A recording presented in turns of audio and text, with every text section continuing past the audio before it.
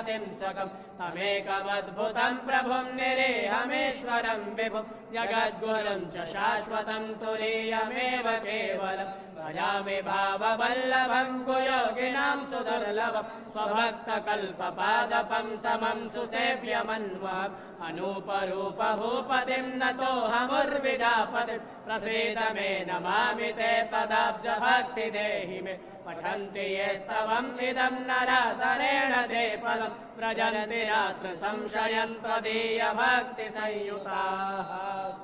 ॐ राजाधिराजाय प्रसय्यसायिने नमो वयं वै श्रवणाय कर्महे समे कामान् कामकामाय मह्यम् कामेश्वरो वै श्रवणो ददातु कुबेराय वै श्रवणाय महाराजाय नमः। ॐ स्वस्ति साम्राज्यं भौज्यं स्वराज्यं वैराज्यं पारमेष्यं राज्यं महाराज्यमाधिपत्यमयम् समन्तपर्यायै स्यात् सार्वभौमः सार्वायुषान्तादापरार्धात् पृथिव्यै समुद्रपर्यन्ताय एकराडिते तदप्येष श्लोको विगीतो मरुतः परिवेष्टारो मरुत्तस्यावसङ्गृहे आवीक्षितस्य कामप्रैर्विश्वे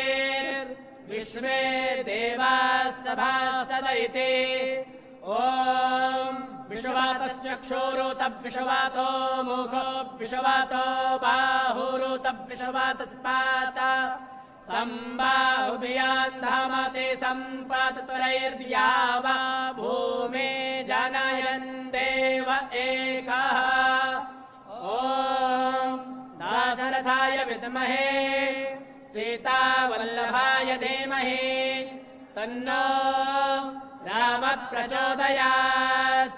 ॐ नमो भगवते उत्तमश्लोकाय नम आर्यलक्षणशीलव्रताय नम उपशिक्षितात्मनुपासितलोकाय नमः साधुवादनिकषणाय नमो ब्रह्मण्यदेवाय महापुरुषाय महाराजाय नमः।